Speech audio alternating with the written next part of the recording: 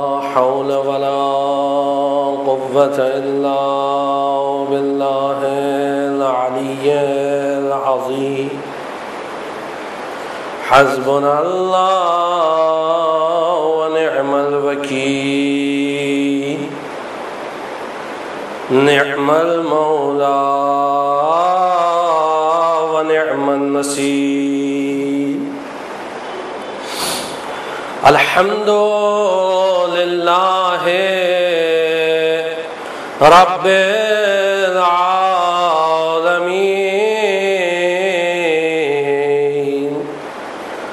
والعاقبة لأهل التقوى واليقين، والصلاة والسلام على أشرف الأنبياء والمرسلين، حبيب إله العالمين أبي القاسم محمد.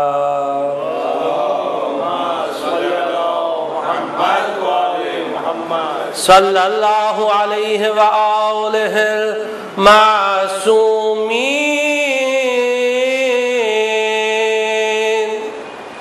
الذين أذهب الله عنهم الرجس وطهرهم تطهيرا.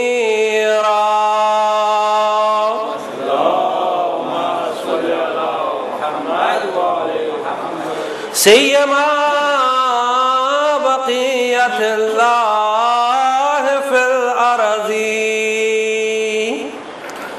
إمام زماننا وولي أمرنا وصاحبنا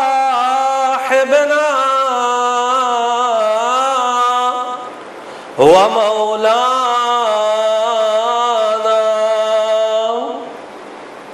وحبيبنا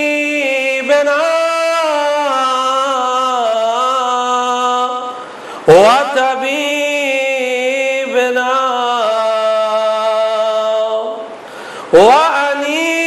وأنيسنا ومونسنا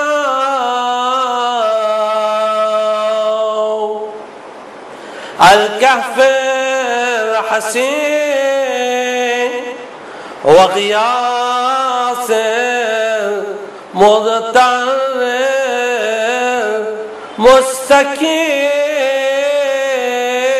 مستكين، روحي وأرواح العالمين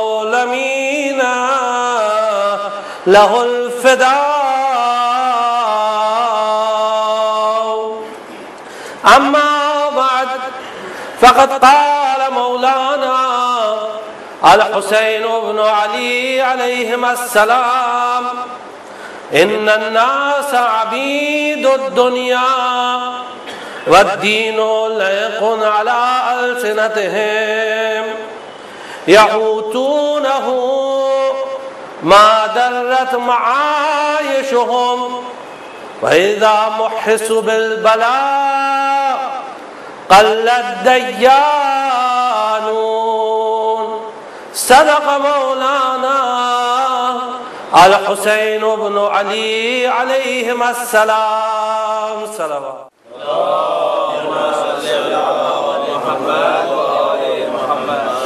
سید الشہداء امام حسین علیہ السلام دوسری محرم کو کربلا کے میدان میں اپنے اصحاب سے خطاب کرتے ہوئے فرماتے ہیں کہ تمام لوگ دنیا کے غلام ہیں.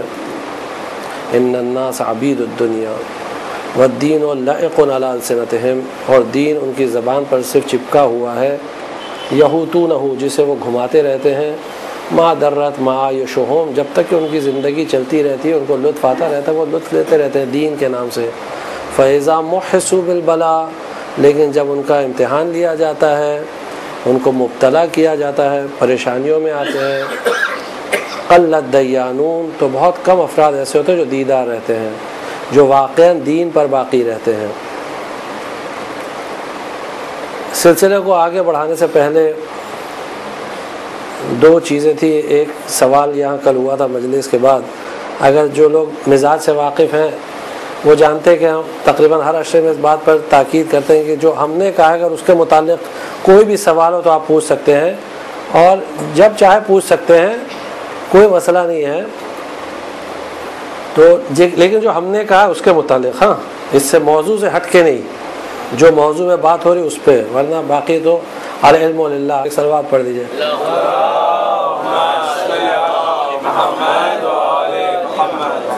تو سوال پوچھنا بہت اچھی چیز ہے، اور جس موضوع پہ جتنا بھی، کیونکہ روایات میں ملتا ہے کہ حسن السؤال نصف الجواب، اچھا سوال آدھا جواب ہوتا ہے، اور جو بھی اسپیکر ہوتا ہے اس کو یہ بھی اطمینان ہوتا ہے کہ لوگ سن رہے ہیں، کم سے کم سوال کر رہے ہیں تو لوگ سن رہے ہیں، اس کا مطلب یہ اچھی چیز ہے۔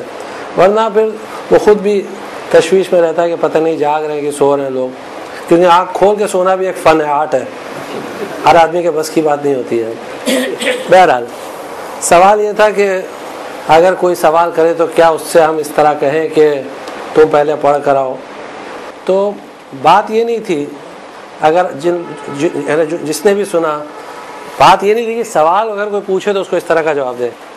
بات یہ تھی کہ اگر جو بغیر پڑھے assertions کرے، بغیر پڑھے assertions کرے اور کہے میرا نظریہ یہ ہے، تو اس پر اعتراض ہے کہ بھائی آپ نظریہ صرف اس وقت قائم کر سکتے ہیں جب آپ پڑھے لکھے ہوں، اس میدان کے پڑھے لکھے ہوں۔ اگر اس میدان میں آپ کو کچھ معلوم ہی نہیں ہے تو آپ کو نظریہ قائم کرنے کا کوئی حق نہیں ہے۔ مثال کے طور پر اگر ایک ڈاکٹر سرجری کر رہا ہے، وہ MS ہے، اور اس کو مثلا 10 سال 15 سال 20 سال کا ایکسپیرینس ہے سرجری کا، اور اس نے ہم سے کہا چلیے آپ کو دکھا دیں سرجری کیسے کرتے ہیں، چلیے آپ کو دکھاتے ہیں، تو ہم تو جاہل آدمی اس میدان میں، ہم کو تو کچھ بھی نہیں معلوم کہ سرجری میں کون سی چیز کیسے پکڑی جاتی ہے، یہ بھی نہیں معلوم کہ جو وہ لوگ ایپرن باندھتے ہیں آپریشن کے ٹائم وہ کیسا باندھتے ہیں، الٹا باندھتے ہیں یا سیدھا باندھتے ہیں، اور پھر اس کے بعد جو وہ لوگ دیتے ہیں ہاتھ صاف کرنے کے لیے اسے کس طرح لگایا جاتا ہے وہ بھی نہیں معلوم، اور وہاں جا کر ہم ڈاکٹر سے کہنے لگے کہ یہ سرجری اس طرح نہیں ہوتی، اس طرح ہوتی، میرا نظریہ یہ ہے، تو وہ کیا جواب دے گا؟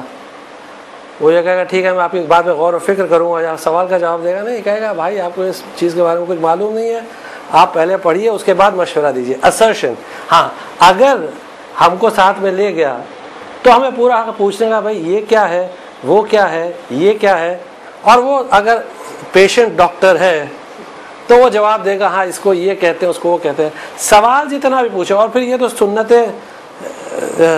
علی ابن ابی طالب ہے کہ لوگوں سے کہتے تھے کہ سوال کرو سوال کرو سوال کرو، قبل اس کے کہ میں تمہارے درمیان چلا جاؤں، تمہارے درمیان سے چلا جاؤں۔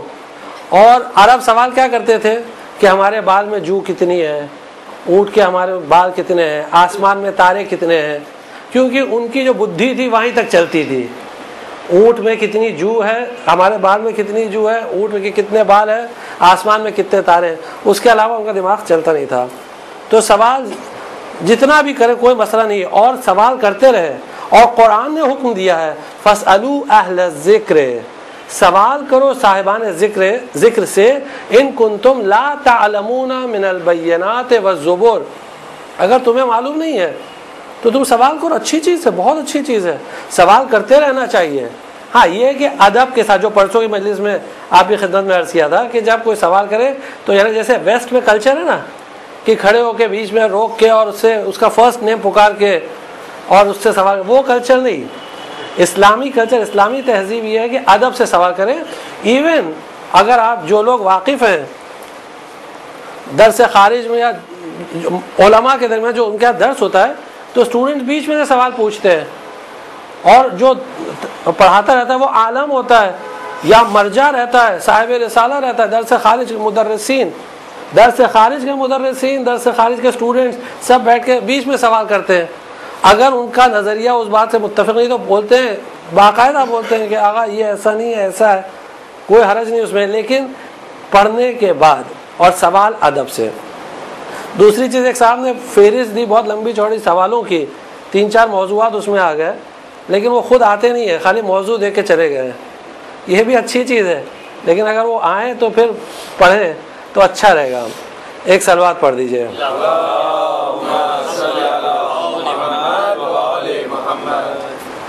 تو بات یہ تھی کہ سید الشہداء فرما رہے ہیں کہ لوگ دنیا کے غلام ہیں اور دین ان کے لیے صرف بطور کنوینئنس ہے, ایک کنوینئنس چل رہی بس.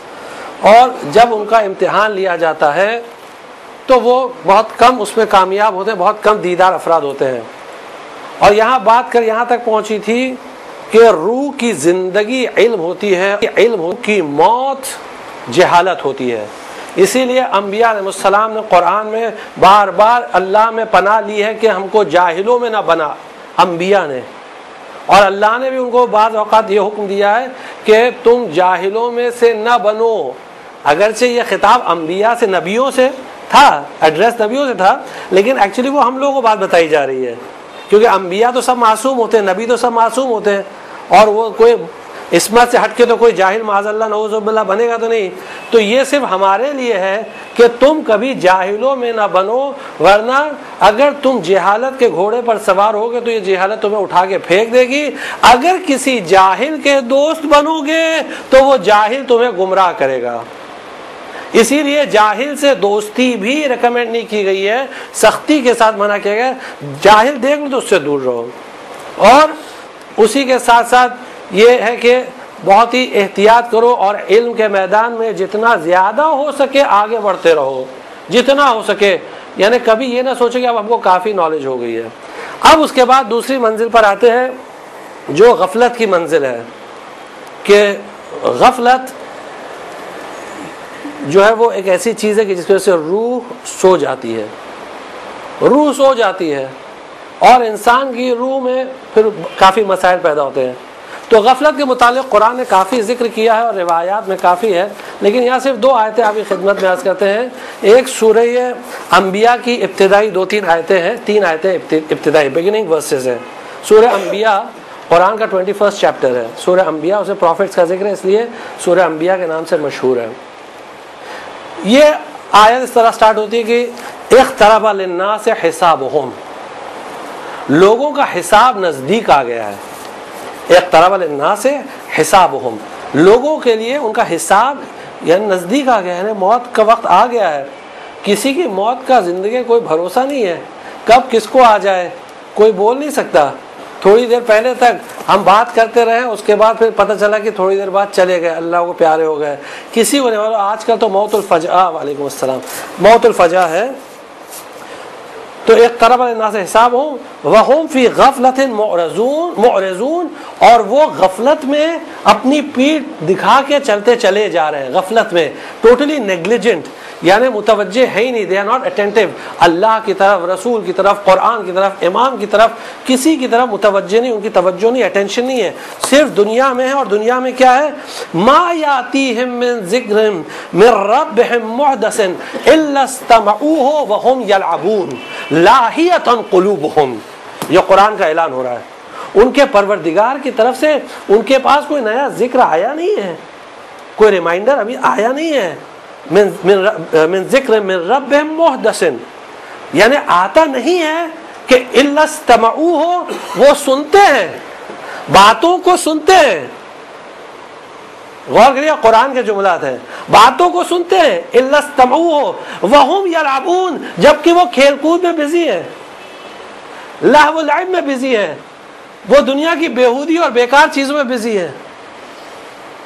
سپورٹس, میوزک, انٹرٹینمنٹ, ان سب چیزوں میں جو ان کو خدا سے دور کر رہی ہے, اس میں وہ مصروف ہے, مشغول ہیں.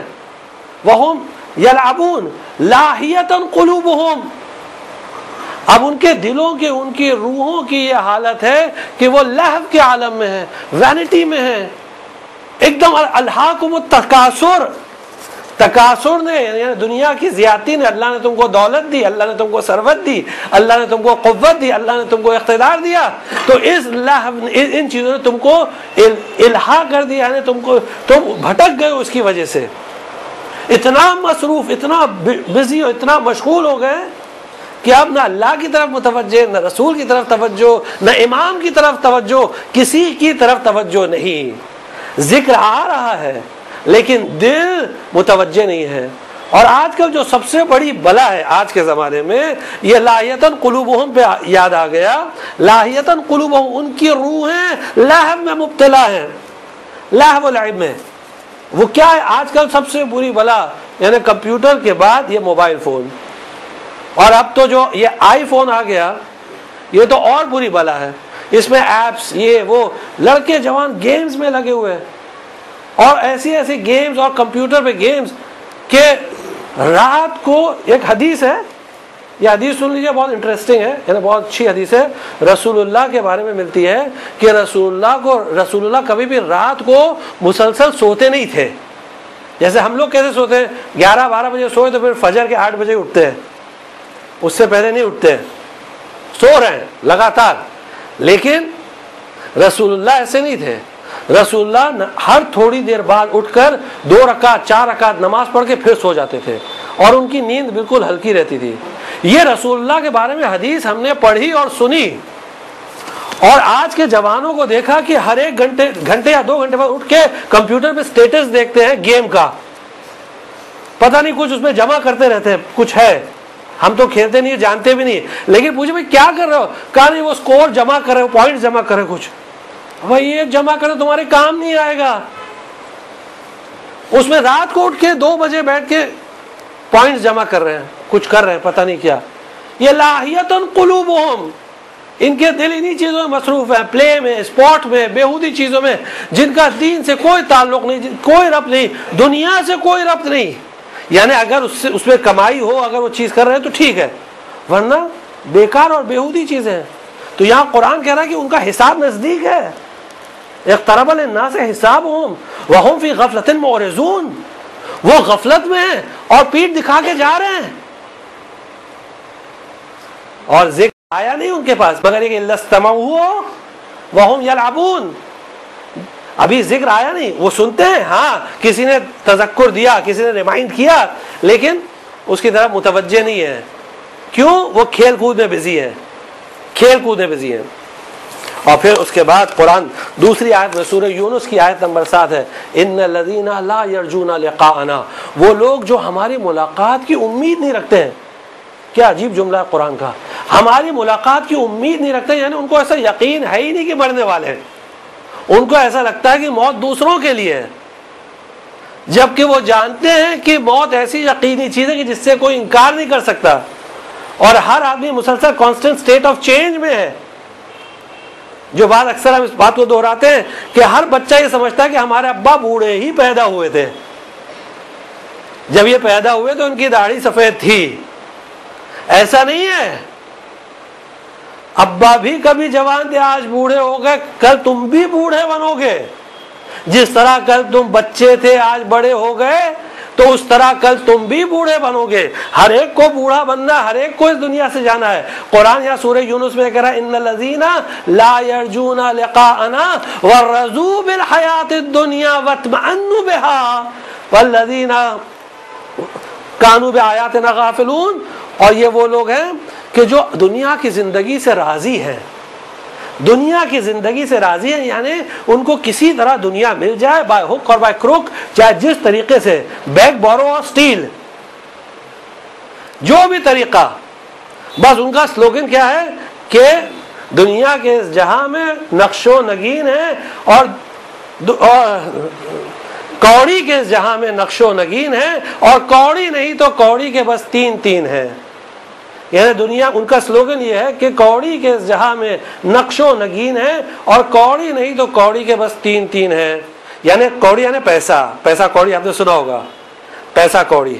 تو وہ کہتے ہیں کہ دنیا میں نقشہ جو ہے، نقشہ یعنی رباب، یہ رباب ہے، جو سٹھائی ہے وہ صرف پیسے کی ہے، نقش و نگین ہے. اور اگر پیسہ نہیں تو پھر بیٹھ کے چھٹا گنتے رہو، تمہاری کوئی ویلیو نہیں. تو اتنا وہ مصروف ہے دنیا میں، اتنا ان کو کہ راضی ہیں اس دنیا کی زندگی سے، واطمأنوا بها، اور مطمئن ہے دنیا کی زندگی سے، جبکہ وہ جانتے ہیں کہ دنیا نے آج تک کسی کے ساتھ وفا نہیں کی.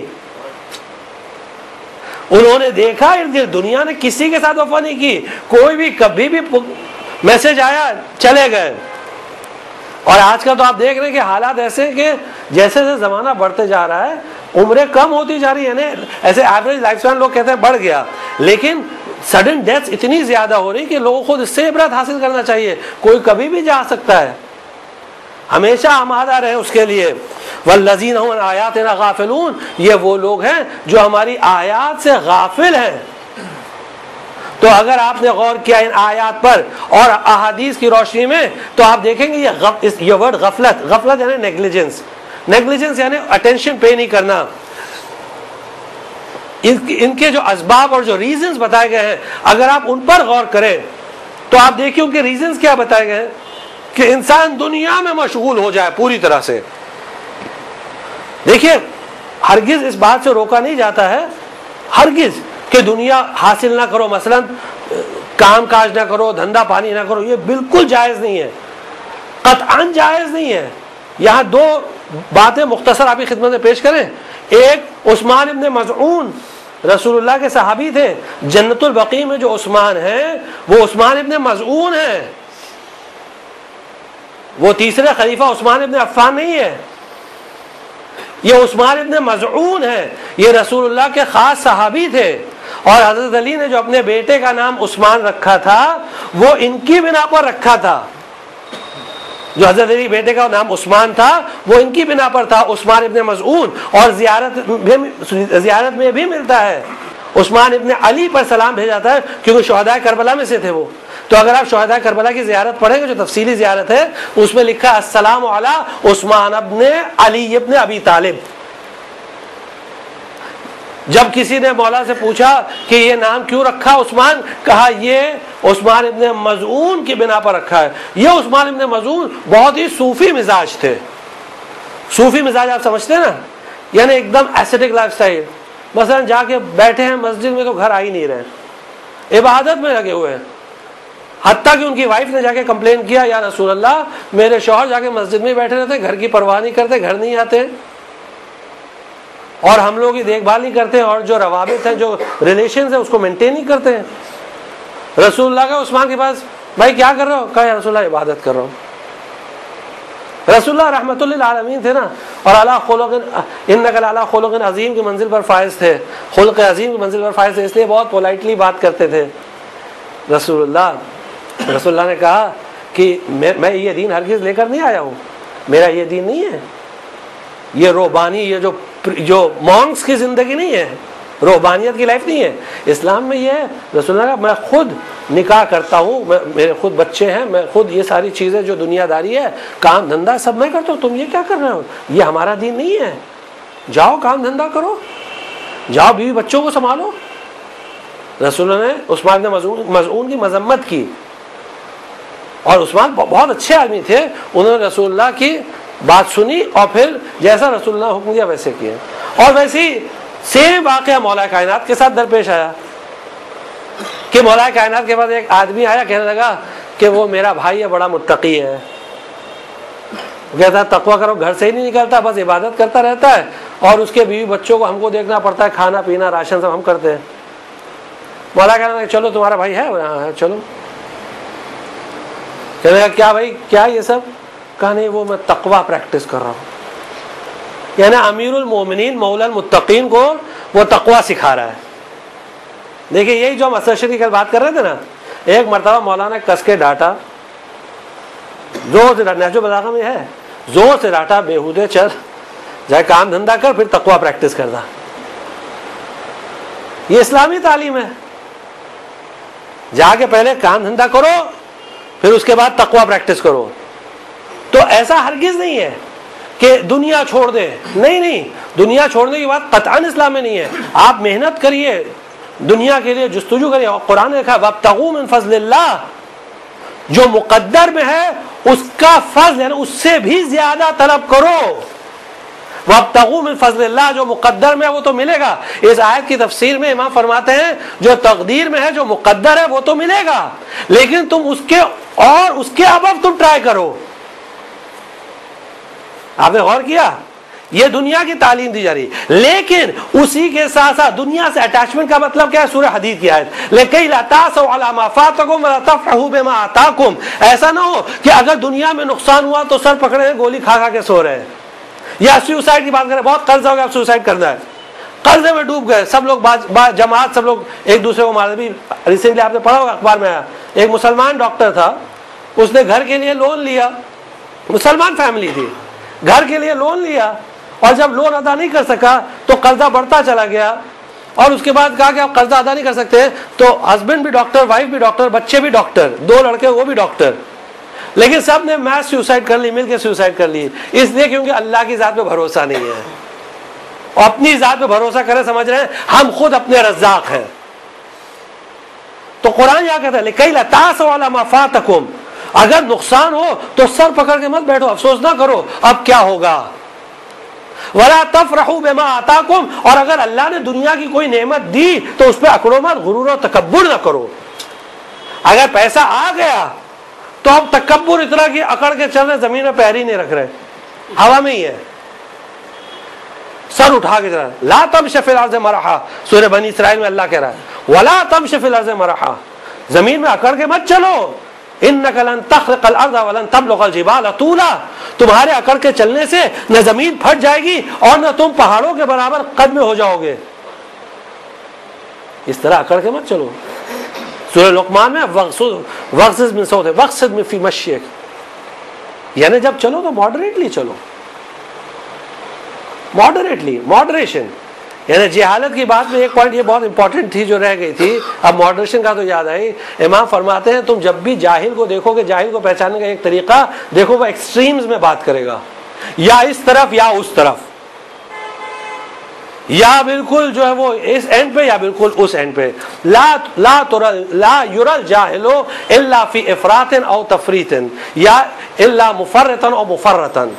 جاہل تم کو ملے گا نہیں ایکسپٹ ایکسٹریمز، لیکن جو واقعا مومن ہوتا ہے وہ ماڈریٹ رہتا ہے ہمیشہ، اور سب کی بات کو ناپتا ہے، تولتا ہے اور اس حساب سے چلتا ہے، کبھی نہ اس ایکسٹریم میں نہ کبھی اس ایکسٹریم میں. تو یہاں سیم تعلیم دی جا رہی ہے قرآن میں کہ دنیا کی زندگی سے اس طرح مطمئن نہ ہو کہ اب دنیا میں ہی رہنا ہے، دنیا میں ہی رہنا، اب دنیا چھوڑ کے جانا نہیں ہے. دوسری وجہ جو غفلت کی بتائی گئی ہے کہ وہ آدمی ہمیشہ پرشکم رہنے کی کوشش کرے، ہمیشہ کھاتا رہے، جو کل کی مجلس میں عرض کیا تھا کہ جب بھی کھائے، جب بھوک لگے اور جب کھائے تو اتنا کھائے کہ 1/3 کم سے کم جگہ چھوڑ دے. تو ایسے جو 1/3 چھوڑ دیتا ہے، 1/3 جو 1/3 جگہ چھوڑ دیتا ہے اس کو کبھی معدے کی بیماری نہیں ہوتی ہے. تو اس لیے کہ بس کھاتے رہے. جب آدمی بہت زیادہ کھاتا ہے، جب اس کا پیٹ بھرا ہوتا ہے تو آٹومیٹکلی وہ اللہ سے دور ہو جاتا ہے. کیوں؟ اس نے روح کو اپنے اتنا لاد دیا بدن سے کہ روح دب گئی. روح کو اتنا بدن سے لاد دیا کھا پی کر، جتنا بدن ہلکا اتنا روح قوی، اسٹرانگ. جتنا بدن ہلکا، اسی لیے جو صوفی ہوتے ہیں نا، یہ صوفی آپ نے دیکھو، یہ سب ایکسٹراڈنری ایکٹس کرتے ہیں نا، جن کو بھولے والے لوگ جو ہوتے ہیں وہ سمجھتے ہیں ارے صاحب کرامات ہے، معجزہ ہے. یہ معجزہ نہیں ہے، یہ وہ اسپرچل پاور اس کے پاس آ گیا ہے. کیوں؟ وہ 4 چیزیں ترک کر دیتا ہے، ترک خواب، ترک خوراک، ترک معاشرت، ترک شہوت. 4 چیزیں چھوڑ دیتا ہے. ترک خواب یعنی وہ سونا چھوڑ دیتا ہے. جو صوفی ہوتا ہے وہ اس طرح ریاض، جو سادھو ہوتے ہیں نا وہ بھی وہ اس طرح پریکٹس کرتے ہیں، ان کی روح ایک دم پاورفل ہو جاتی ہے. سونا چھوڑ دیتے ہیں، کھانا چھوڑ دیتے ہیں،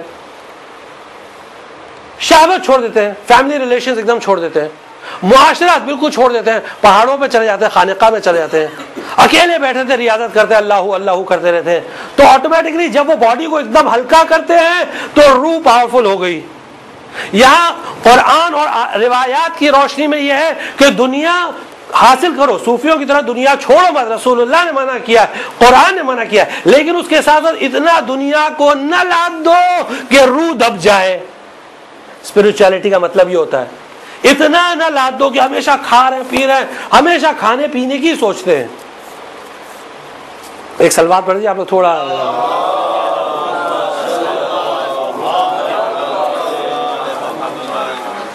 اور اس کے ساتھ ساتھ اگر دنیا میں کوئی اقتدار مل گیا، دنیا کی کوئی پوسٹ مل گئی، کوئی بڑے آفیسر بن گئے، پولیس میں، انکم ٹیکس میں، ادھر ادھر یا پالیٹکس میں، کہیں بھی، کوئی ذرا سا بھی اگر پاور آیا ہے دنیا کا پاور، کبھی اس پاور سے مطمئن مت ہوئیے، کبھی اس پر گھمنڈ اور تکبر نہ کرے، کیونکہ یہ کسی کا پاور رہنے والا نہیں ہے. اور جو خود دنیا کا، اور یہ آج کا پاور تو آپ جانتے ہیں اس کی جو خاص کر ہمارے یہاں ڈیموکریسی میں تو پاور نام کی تو کوئی چیز ہی نہیں ہے. 4 سال بعد پبلک ایسا اڑاتی ہے کہ وہ بیچارہ کہیں کا نہیں رہ جاتا. آپ جانتے ہیں یہ تو ہمارے یہاں تو بہت اچھا سسٹم ہے. لیکن اگر ہمارے یہاں سے چھوڑ دیجئے، جن لوگوں نے 40 سال حکومت کی، اس کے بعد جب پاور سے ہٹائے گئے تو جن لوگوں نے ہٹایا ان کے پیر پر گر گئے کہ جان بخش دو، پورا سونا لے لو. یہ ان کا پاور ہے. اور یہ بھی کچھ نہیں، ہارون رشید کے پاس تو اتنا پاور تھا کہ اس زمانے میں 66% آف دا ورلڈ پہ اس کی حکومت تھی. اس ٹائم کی جو دنیا تھی اس کی 66% آف دا ورلڈ پہ ہارون رشید رول کرتا تھا. آپ سمجھتے ہیں کیسا ہوگا، کیا پاور ہوگا اس کے پاس، کیا اقتدار تھا. اور جب بہلول سے کہنے لگا بہلول میرے پاور کے مجھے قیمت بتاؤ کیا ہے، بہلول نے پوچھنا شروع کر دیا کہ بھائی کیا پاور کی قیمت ہے. سمجھو اگر تمہیں بیماری ہو گئی کہ وہ استنجا نہیں کر سکتا، کیا کرے. اس نے کہا ڈاکٹر کو جو پیسہ مانگا دوں گا. اگر اس پہ راضی نہیں ہوا، اس نے بالکل مختصر اس نے کہا آدھی حکومت دے دوں گا. تو بھی نہیں تو کہا پوری حکومت دے دوں گا، لیکن صحت تو ہے، جان ہے تو جہان ہے. اس نے کہا تیری حکومت کی قدر جو وہ ایک پیشاب کے قطرے کے برابر ہے. یہ ویلیو ہے تیری حکومت کی. اور ایسے ہی جا کے بیٹھ گئے اس کے تخت پر. بہلول لوگوں نے خوب پٹائی کی، رونے لگے زور زور سے، چیخ مار مار کے. ہارون آ گیا، کہنے لگا بہلول رو کیوں رہا ہو، ان لوگوں نے مارا، غلط کیا کہ تمہارے آدمیوں نے مارا. کہا غلط کیا، میں ڈانٹوں گا. تو کہا نہیں اس لیے نہیں، میں تمہارے حال پہ رو رہا ہوں. کیوں؟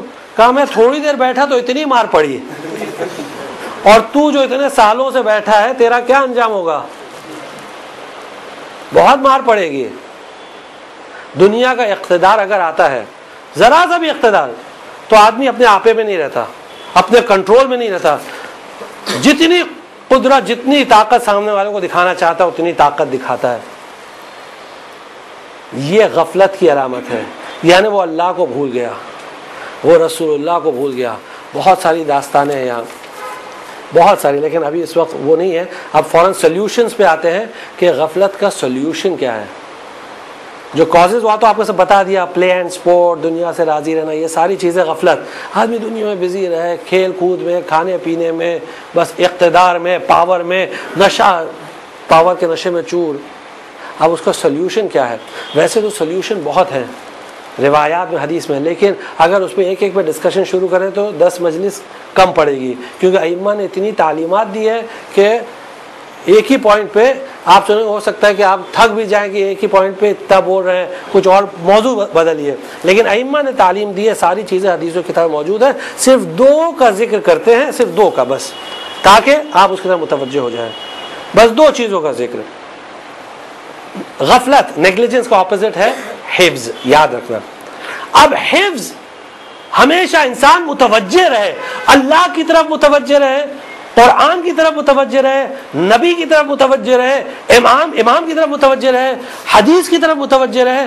ان سب چیزوں کی طرف متوجہ رہنے کے لیے، اٹینٹو رہنے کے لیے ہمیشہ انسان کو چاہیے کہ وہ ان چیزوں کی طرف دیکھتا رہے جو اس کو اللہ کی یاد دلائے، رسول کی یاد دلائے، امام کی یاد دلائے، قرآن کی یاد دلائے، حدیث کی یاد دلائے. ہمیشہ اس میں بزی رہنا چاہیے، ہمیشہ.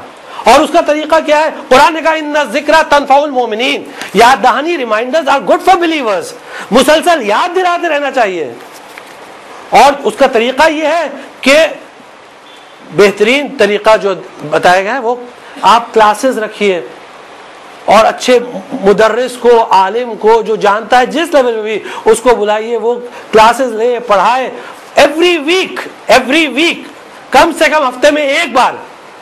یہ ہم نہیں کہہ رہے ہیں، یہ امام صادق علیہ السلام کہہ رہے ہیں. ایک صلوات پڑھ دیجیے. روضۃ من الکافی کی پہلی حدیث ہے، پہلی حدیث روضۃ من الکافی یعنی الکافی کی 8 والیوم، کافی 8 جلدوں میں، اس 8 والیوم کی پہلی حدیث۔ امام فرماتے ہیں کہ تم اپنے ہفتے کا ایک دن رکھو، پورا دن، امام پورے دن کی بات کر رہے ہیں، ایک میز جو تمہاری چھٹی ہوتی ہے، حدیث میں جمعہ لکھا ہے کیونکہ جمعہ کو چھٹی ہوتی ہے، اب جمعہ تو یہاں چھٹی نہیں ہوتی تو سنڈے کو ہوتی ہے، ٹھیک ہے سنڈے کو، امام فرماتے ہیں پورا دن دینی تعلیم کے لیے رکھو اور علم حاصل کرو، اور جو تم پڑھو زکوٰۃ کے طور پر پڑھاؤ۔ علم کا زکوٰۃ کیا ہے؟ پڑھانا۔ جب آپ نے علم حاصل کیا جتنے لیول پہ، ضروری نہیں کہ مجتہد بننے کے بعد ہی آدمی پڑھائے، اور ضروری نہیں کہ خاص لباس والے ہی پڑھائے، جس کو جتنا معلوم ہے اتنا پڑھائے، ہاں حد سے زیادہ تجاوز نہیں کرے، اپنے لمٹ کے باہر نہیں جائے، جتنا معلوم ہے اتنا پڑھائے، اتنا بولے، یہ زکوٰۃ العلم ہے۔ اور جو اس دن آپ کی خدمت میں پرسوں حدیث نقل کی تھی، اس حدیث کو دوہرا رہے ہیں آج کہ فضیل ابن یسار چھٹے امام کے صحابی امام کی خدمت میں حاضر ہوتے ہیں، امام نے سوال کیا فضیل سے، تجلسون و تحدثون، کیا تم لوگ بیٹھتے ہو اور حدیثوں پہ ڈسکشن کرتے ہو؟ یا امام نے حدیث لفظ یوز کیا، حدیثوں پہ ڈسکشن کرتے ہو، ہماری حدیثیں بیان کرتے ہو کہ نہیں؟ امام سوال کر رہے ہیں فضیل سے، فضیل نے جواب دیا ہاں مولا کرتے ہیں۔ اب امام کا جملہ سن لیجیے، امام فرماتے ہیں کہ تلک المجالس احبھا، مجھے یہ مجلس ہے، یہ گیدرنگ تمہاری بہت پسند ہے، احبھا، مجھے بہت محبوب ہے یہ مجلس ہے، میں بہت پسند کرتا ہوں۔ دیکھیے امام کو پسند ہے جب آپ جمع ہوتے ہیں، ایٹ لیسٹ ہفتے میں ایک بار انسان کو ڈیڈیکیٹ کرنا چاہیے، ڈیووٹ کرنا چاہیے، احبھا فاحیوا امرنا، اور اس کے ذریعے ہمارے امر کو زندہ رکھو۔ امر یعنی اہل بیت علیہ السلام کی تعلیمات، ٹیچنگز آف اہل بیت علیہ السلام کو زندہ رکھو ان حدیثوں کے ذریعے۔ کیوں؟ امام جانتے تھے کہ ہماری حدیثوں پر مسلسل اٹیک ہوتا رہے گا، اور لوگ بولتے رہیں گے یہ حدیثوں کی طرف دھیان مت دو، صرف قرآن دیکھو قرآن میں ایسا بولتے جیسے خود قرآن پڑھ رہے ہیں۔ نہیں، امام نے فرمایا حدیثوں کے ذریعے۔ جب راوی نے پوچھا آپ کا امر کیسے زندہ ہوتا ہے، امام نے فرمایا ہماری تعلیمات کو سیکھو اور پھر دوسروں کو سکھاؤ۔ یہ ہر ایک مسلمان پر، ہر ایک اہل بیت کے چاہنے والے پر واجب ہے، واجب ہے۔ ایک جوان ایک کلاس میں جاتا تھا تو ان کے والد کو اعتراض تھا کہ یہ خواہ مخواہ اپنا سنڈے ضائع کرتا ہے، سنڈے کو گھر پر رہنا چاہیے۔ تو انہوں نے مولانا سعداد حسین خان صاحب قبلہ مرحوم افتخار العلماء، بہت بڑے عالم دین تھے، ان کے پاس جا کر والد صاحب نے شکایت کی بیٹے کی کہ یہ دینی تعلیم کے پیچھے پڑا ہوا کلاس میں جاتا ہے، یہ کرتا ہے وہ کرتا ہے۔ تو انہوں نے سعداد حسین خان صاحب نے لڑکے کو بلایا، مرحوم نے، مولانا نے لڑکے کو بلایا اور کہا بیٹا تم کہاں جاتے ہو، تمہارے والد صاحب شکایت کر رہے تھے۔ تو اس نے اپنی کتاب بتا دی، مولانا یہ حدیثیں پڑھتا ہوں، یہ عقائد پڑھتا ہوں، یہ تاریخ پڑھتا ہوں، دکھا دیا۔ مولانا نے دیکھا ایک مرتبہ مطالعہ کا، بہرحال وہ تو مولانا تھے، افتخار العلماء تھے، اتنے بڑے عالم تھے، وہ تو 1 منٹ میں بھاپ گئے کہ یہ کیا چیز ہے۔ انہوں نے کتاب بند کی، ان کے والد سے کہا کہ تمہارے لیے جائز نہیں ہے کہ تم اپنے بیٹے کو اس کلاس سے روکو، اور اگر تم روکتے ہو، دوسرا جملہ اور غضب کا ہے، دوسرا جملہ سن لیجئے، اگر تم روکتے ہو تو تم پر واجب ہے کہ اس کے لیے ایک ایسی ہی کلاس قائم کرو، واجب ہے تم پر۔ اب وہ کہاں سے لائیں گے؟ تو کہا ٹھیک ہے بھائی جانے دو۔ تو اس لیے یہ انتظام ہوتے رہنا چاہیے، جو بھی کرے جیسا بھی کرے، کلاس پاک صاف ہو، کلاس میں امام زمان کا ذکر ہو، کلاس میں اہل بیت علیہ السلام کا ذکر ہو، کلاس میں مولا کائنات کا ذکر ہو، ان کی حدیثوں کا ذکر ہو، ان کی تاریخ، ان کی سوانح حیات، ان سب چیزوں کا ذکر ہو، تاکہ ان کا امر زندہ رہے اور یہ چیز پاس ہوتی رہے نیکسٹ جنریشن۔ عام طور سے مدرسوں کا سسٹم کیا ہوتا ہے دنیا میں کہ 15-16 سال کی ایج میں بولتے ہیں مدرسہ کمپلیٹ، لیکن ایکچولی وہ ٹائم ہوتا ہے جب بچے کو سب سے زیادہ ضرورت ہوتی ہے، جب وہ کالج میں جاتا ہے۔ اس ٹائم پہ جب وہ جاتا ہے تب حملہ ہوتا ہے چاروں طرف سے، اور آج کل تو آپ جانتے ہیں جو اغیار ہیں، جو شیعوں کے دشمن ہیں، انہوں نے بڑی بڑی تنظیمیں بنا رکھی ہیں تبلیغ کرنے کے لیے، اور وہ مسلسل حملہ کرتے رہتے ہیں، مسلسل اٹیک کرتے رہتے ہیں. تو یہ کلاسز بہترین طریقہ ہوتا رہتا ہے اپنے بچوں کی حفاظت کے لیے. امام صادق علیہ السلام فرماتے ہیں کہ اپنے بچوں کو دینی تعلیم دو قبل اس کے کہ مرجئہ انہیں تم سے چھین لے جائیں. مرجئہ اس زمانے میں ایک سیکٹ تھا جو تبلیغ میں بہت پاورفل تھا، جیسے آج کل کی جماعتیں ہیں نا، تو ویسے اس زمانے میں مرجئہ تھے. تو یہاں امام فرماتے ہیں مجھے پسند ہمارے امر کو زندہ رکھو، اور پھر فرماتے ہیں یا فضیل، اے فضیل، من ذکرنا، جس نے ہمارا ذکر کیا، او ذکرنا عندہ، یا اس کے سامنے ہمارا ذکر کیا گیا، ہمارا نام لیا گیا. امام فرما رہے ہیں اور اس کی آنکھوں سے ایک قطرہ آنسو نکلے، ایک قطرہ آنسو، اور وہ آنسو جو مکھی کے پر کے برابر ہو، اللہ اس کے تمام گناہوں کو معاف کر دے گا. ائمہ نے کافی دعا کی ہے. یہ جب مجلس اور مصائب میں ہم روتے ہیں تو کبھی کبھی انگریزی میں رونے لگتے ہیں، بالکل خاموشی کے ساتھ. انگریز جس طرح روتے ہیں، انگریزوں کو رونا اچھا نہیں لگتا، ان کا مزاج نہیں ہے رونے کا. جب تک کہ موت سامنے آ کے نہیں کھڑی ہوتی ہے اس وقت تک کہ وہ روتے نہیں ہیں. جس کے سامنے آتی وہ روتا ہے، ہاں اگر موقع ملا تو. لیکن امام صادق علیہ السلام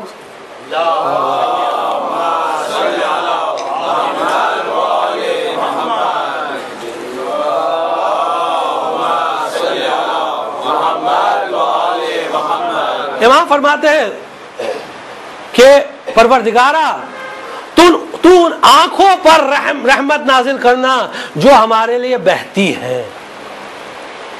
پروردگارا تو ان دلوں پر رحمت نازل کرنا جو ہمارے لیے بے چین ہوتے ہیں اور جل جاتے ہیں. دل ہمارے مصائب سن کر ان کے دل جل جاتے ہیں. احترقت عربی میں جو لفظ استعمال کیا گیا ہے، دل کا جل جانا، دل کا کباب ہو جانا جل کر، ہمارے مصائب سن کر. پروردگارا ان رخسار پر ترس کھانا، رحمت نازل کرنا، یہ چیکس پر جو سید الشہداء کی قبر پر جا کر اپنے رخسار کو اس طرح ملتے ہیں پلٹ پلٹ کر. ایک صاحب نے مجلس میں پڑھا کہ یہ جو ہم لوگ زری کو چومتے ہیں، یہ زری کو چومنا صحیح نہیں ہے، یہ ہماری آئیڈینٹی نہیں ہے، ہماری آئیڈینٹی نماز ہے. ماشاءاللہ، اتنی بڑی ان کی نماز ہوگی، ان کی آئیڈینٹی ہو گئی. نماز نہیں، یہ عزاداری ہماری اصل آئیڈینٹی ہے.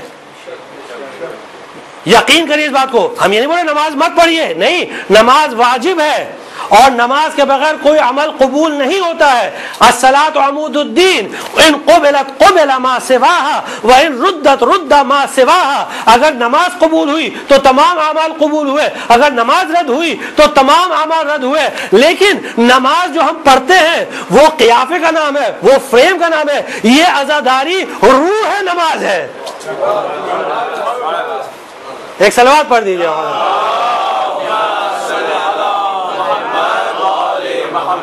خدا کی قسم اگر یہ عزاداری، یہ ولایت علی بن ابی طالب، یہ عزاداری سید الشہداء اور یہ غم اہل بیت اگر نکال دے جائے زندگی سے تو ہماری بھی وہی حالت ہوگی جو آپ دوسروں کی دیکھ رہے ہیں. یہ جان ہے، جان. تو یہ ذکر کرتے رہے، امر کو زندہ کر کے زور سے گریا کریں. امام صادق علیہ السلام فرماتے ہیں پروردگارا ان رخسار پر رحمت نازل کر جو سید الشہداء کی قبر پہ جا کر اپنے رخسار رگڑتے ہیں.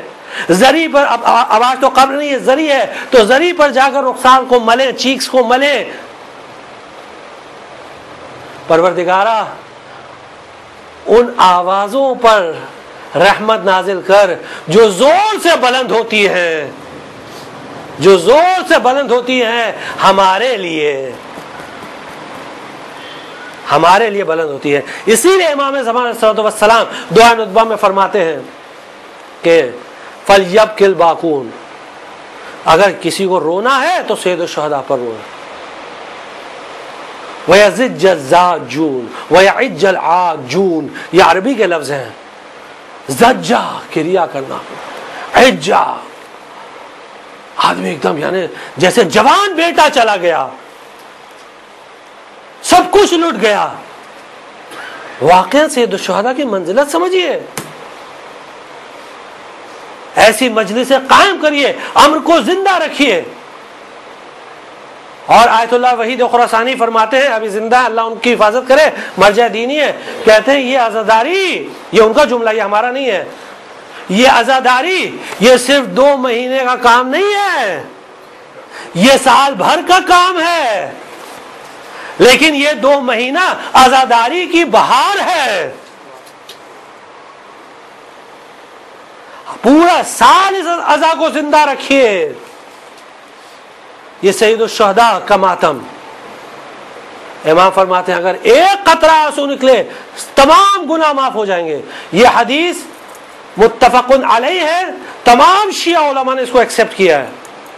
سارے علماء رجال نے جتنے حدیث میں راوی ہیں سب کو ریلائبل قرار دیا ہے. حدیث صحیح ہے اور کوئی اس حدیث کو رد نہیں کر سکتا یہ کہہ کے کہ حدیث ضعیف ہے. کوئی بھی اس حدیث کو، فضیل ابن یسار کی حدیث کو رد نہیں کر سکتا. امام فرماتے ہیں اللہ اس کے تمام گناہوں کو معاف کر دے گا، چاہے وہ اوشین سمندر کے جھاگ کے فوم کے برابر ہی کیوں نہ ہو. کتنا بڑا سمندر. یہ سید الشہداء کے غم کی تاثیر ہے. گریا کریں. لیکن اس کے بعد جو امام فرماتے ہیں کہ اس کے ساتھ ساتھ یعنی ظاہر سی بات ہے دوسری عبادتیں تو ہے ہی ہیں. جب انسان دینی تعلیم حاصل کرے گا تو نماز کا پابند ہوگا، روزے کا پابند ہوگا، دعاؤں کا پابند ہوگا، مناجات کا پابند ہوگا. مناجات 5 عشرہ پڑھیے، عادت ڈالیے 5 عشرہ، 15 مناجات، 5 عشرہ نے 15 مناجات سید الشہداء سے ہے. سید الشہداء سے 15 مناجات ہیں، مفاتیح الجنان میں ہیں. آپ پڑھیے ان مناجات کو، ایک ساتھ نہیں پڑھیے، 15 چھوٹی چھوٹی مناجات ہیں، ایک ایک کر کے پڑھیے روزانہ. ایک مشکل سے 5 منٹ بھی نہیں لگے گا انشاءاللہ. اس کا مفہوم آپ کی خدمت میں عرض کریں گے. لیکن اگر جوان روح کی ترقی چاہتا ہے تو اسے چاہیے کہ ان مناجات سے قریب ہو، مناجات کرے، دعا کرے. شب جمعہ دعائے مشلول کے پابند بنیے، دعائے کمیل کے پابند بنیے. دعائے مشلول 10 منٹ سے زیادہ نہیں لیتی ہے، 10 منٹ 15 منٹ بس. دعائے مشلول عادت ڈالیے اس دعا کی. یہ ساری چیزیں انسان کی غفلت کو دور کرتی ہیں. اور پھر ایک اہم چیز اور وہ ہے صدقہ. صدقہ دینا. اب دیکھیں صدقہ دینے سے غفلت کیسے دور ہوتی ہے. جب انسان صدقے کی طرف متوجہ رہتا ہے کہ صدقہ دینا ہے تو دین کی دوسری باتوں کی طرف بھی متوجہ رہے گا، کیونکہ اس صدقے کے ذریعے اس کی حفاظت ہو رہی ہے. اور بہترین یہ ہے کہ صدقہ امام زمان علیہ السلام کی نیابت میں دیں اور امام زمان علیہ السلام کی سلامتی کے لیے دیں. اب یہاں کچھ لوگ نادانی کا سوال کرتے ہیں امام زمانہ کو سلامتی کی ضرورت ہے، ہم صدقہ دیں امام کی نیابت میں. دیکھیے جب دعائیں موجود ہیں امام کی سلامتی کے لیے، اللہم کل ولیک، آپ جانتے ہیں دعائیں برائے سلامتی امام زمان، تو جب ہم دعا کر سکتے ہیں تو کیا صدقہ نہیں دے سکتے؟ اور یہ ان کی نیابت میں. اگر ہم امام کی نیابت میں صدقہ دیں گے، آپ یہ سمجھ سکتے ہیں اگر امام ہماری نیابت میں کام کریں تو کیا اثر ہوگا. تو صدقہ دے. اور شیطان کے لیے بہت سخت ہے یہ منزل صدقے کی، یاد رکھیے. کیونکہ ایسے باتیں کرنا، کام کرنا سب آسان ہے، لیکن نوٹ چھوڑنا یہ بہت مشکل کام ہے. ہر ایک کے بس کی بات نہیں ہوتی ہے، ہر ایک کے بس کی بات نہیں ہوتی ہے. ایک مرتبہ ایک جگہ قحط پڑا اور بہت سارے لوگ بھوک کے مارے مرنے لگے. تو عالم دین تھے، وہ مسجد میں ممبر پر گئے اور انہوں نے کہا کہ اے لوگوں جن کے پاس زیادہ مال ہے وہ صدقہ دیں، وہ خرچ کریں غریبوں پر. اور پھر انہوں نے ایک حدیث بیان کی کہ وسائل الشیعہ میں یہ حدیث موجود ہے کہ جب کوئی صدقہ نکالنے جاتا ہے تو 70 شیاطین آگے اس کا ہاتھ پکڑ لیتے ہیں کہ مت دو تمہارا نقصان ہو جائے گا. 70 شیاطین. تو وہاں مجمع میں ایک آدمی ایسا بیٹھا ہوا تھا، اس نے کہا اپنے دوست سے یار یہ بات تو میں سمجھ نہیں پاتا ہوں، اس میں کون سی بڑی بات ہے کہ 70 شیاطین روک لیتے ہیں، یہ میرے سمجھ میں تو نہیں آتا. دیکھو ابھی میں صدقہ دیتا ہوں اور نہ شیطان روکے گا نہ کوئی جن روکے گا. ٹھیک ہے. اس نے کہا کوئی بات نہیں. گھر پر گیا, اس کے پاس بہت ذخیرہ تھا, بہت ساری چیزیں تھیں, سٹوریج کیا ہوا تھا, سب سٹور کیا ہوا تھا, تو سب نکالنے لگا. فوراً بیوی آ گئی. اب بیوی کے سامنے کس کی چلے؟ اکبر ڈرے نہ کبھی کسی سلطان کی فوج سے, مگر شہید ہو گئے بیگم کی نوج سے. کیا کر رہے ہیں آپ؟ کہنے لگا یہ صدقہ دینے جا رہا ہوں, یہ سب اناج. ارے کیا بچوں کو بھوکا ماریں گے ہم لوگ؟ کیا یہ ہم لوگ وہ ہیں, ہم یہ بچوں کا خیال نہیں آپ کو, ہم لوگ کا خیال نہیں, بانٹ دیں گے. بہرحال اتنا اس نے بک بک کی, اتنا بک بک کی کہ یہ پریشان ہو گیا, واپس آ گیا مسجد. دوست میرا بھائی خالی ہاتھ آ گئے. کہنے لگا کیا کریں؟ کہا کیوں شیطان نے روک لیا؟ کہا نہیں, شیطانوں کی مان ہے. 70 شیاطین انسان کا ہاتھ روک لیتے. وسائل الشیعہ میں حدیث ہے 70 شیاطین جب بھی انسان خرچ کرے. اور آج کی دنیا میں یہ کام ایسے ہاتھ ہزارڈلی نہیں ہونا چاہیے, انسسٹمیٹکلی نہیں ہونا چاہیے, بلکہ سسٹمیٹکلی ہونا چاہیے. جو لوگ قوم کے بزرگ ہیں ان کو چاہیے کہ منظم طریقے سے کام کریں, آگے آئیں, آگے بڑھیں, اور ان کو چاہیے کہ کوشش ایسی کریں کہ قوم میں کوئی ایسا نہ بچے کہ جو محتاج ہو, فقیر ہو. مولا کائنات فرماتے ہیں جب بھی تم کسی بھوکے کو دیکھنا تو سمجھ جانا کہ اس کا حق کسی نے کھایا ہے.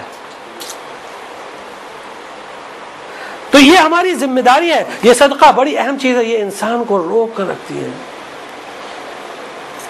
اور اہل بیت علیہ السلام کے بارے میں تو آپ جانتے ہی ہیں, آیات قرآنی نازل ہوئی, روایات موجود ہیں, شان میں آیات نازل ہوئی مولا کائنات کی شان میں, کہ گھر میں جو روٹی تھی وہ روٹی فقیر کو دے دی اور حسن اور حسین کو بھوکا سلا دیا. یہ بزرگی تھی, یہ کمال ہے, یہ روحانی کمال ہے, یہ اسپرچل ڈیولپمنٹ ہے, اسے کہتے ہیں کمال. اور یہی تعلیم تھی کہ کربلا کے میدان میں جناب زینب رات بھر دونوں بچوں کو لیے بیٹھی اور تعلیم دی, بیٹا کل قربانی دینا ہے, بیٹا کل اپنی جان دینا ہے. دیکھو بچوں, اپنی جان دینا ہے, ورنہ میں اپنی ماں فاطمہ زہرا کے سامنے شرمندہ رہوں گی, مجھے شرمندہ نہ کرنا. زینب تعلیم دے رہی ہے, زینب سمجھا رہی ہے بچوں کو. اب جب اصحاب سب شہید ہو گئے اور اولاد عقیل بھی شہید ہو گئی, تو اب اولاد جعفر کی باری آئی. اب جناب زینب دونوں بچوں کو لے کر سید الشہداء کے سامنے آ کر کھڑی ہے. اب زینب کو حسین سے بہتر کون پہچانتا ہے؟ حسین تو سمجھ گئے, لیکن سوال کیا بہن زینب کیسے آنا ہوا؟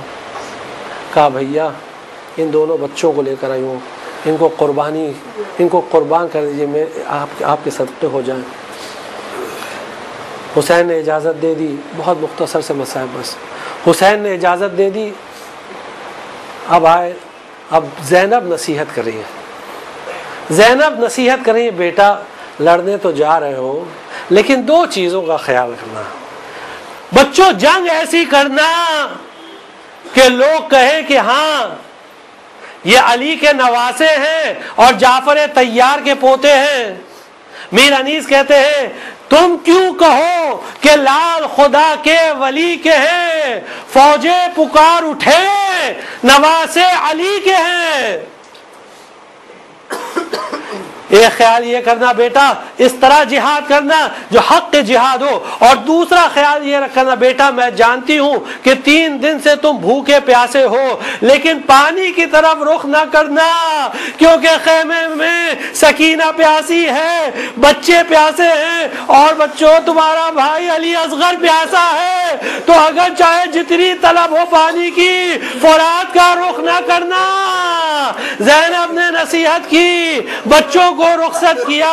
ایک بھائی نے میمنہ سنبھالا, ایک نے میسرہ سنبھالا, اور ایک ایسی جنگ کی کہ فوج کوفے کی دیوار سے ٹکرا گئی۔ ایک مرتبہ پسر سعد نے کہا ارے یہ علی کے نواسے ہیں، ارے یہ بنی ہاشم کے بچے ہیں، ان سے اس طرح نہیں لڑا جاتا ہے، ان کو گھیر کے حملہ کرو۔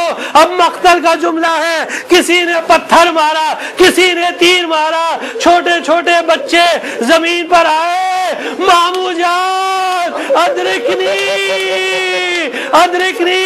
حسین نے قوت بازو کو آواز دی، بھیا عباس چلو۔ دونوں چلے میدان کی طرف، ایک کو حسین نے لیا، دوسرے کو عباس نے لیا، لا کر خیمے میں اندر لٹا دیا۔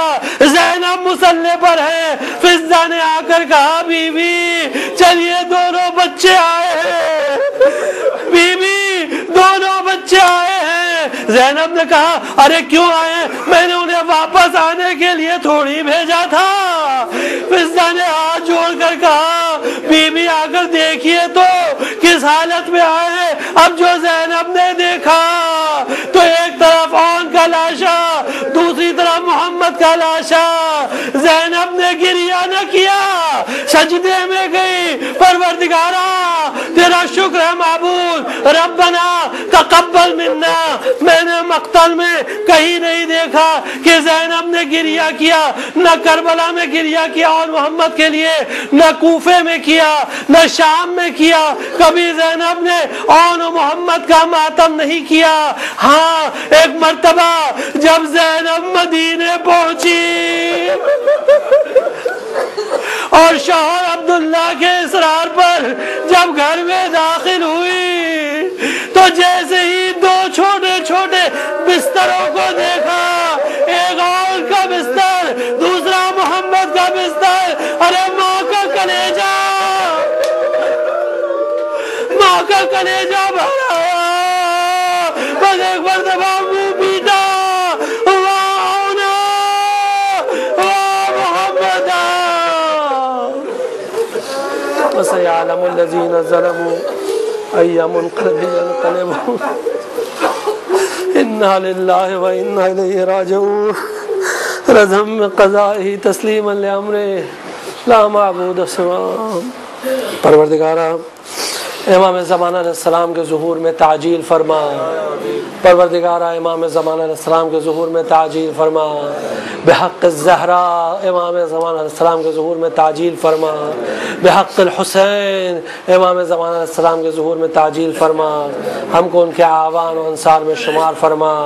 پروردگارہ جو لوگ پریشان حال ہیں ان کی پریشانیوں کو دور فرما، جو مقروض ہیں ان کے قرضوں کو ادا کر، پروردگارہ جو بیمار ہیں ان کو شفا کامل و عاجل عطا کر، پروردگارہ جو لوگ وطن سے دور ہیں ان کو ان کے وطن لوٹا دے، پروردگارہ جو لوگ اسیر ہیں ان کی رہائی کا ان کی رہائی کو اسی وقت مقدر فرما۔